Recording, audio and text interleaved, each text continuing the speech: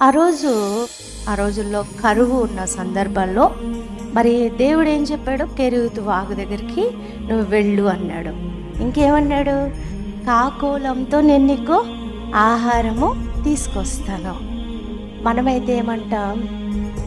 ఏంటి ప్రభా, కాకులేంటి, కాకులతో భోజనం ఏంటి, ఆహారం ఏంటి, అదేంటి ఇదేంటి అని మనం అసలు వెళ్ళం కదా.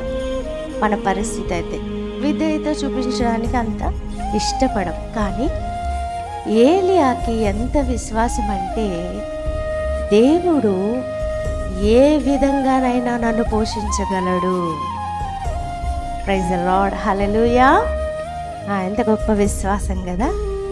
ఈరోజు నువ్వు నేను కూడా ఏలియా లాంటి విశ్వాసం కలిగి ఉండాలి.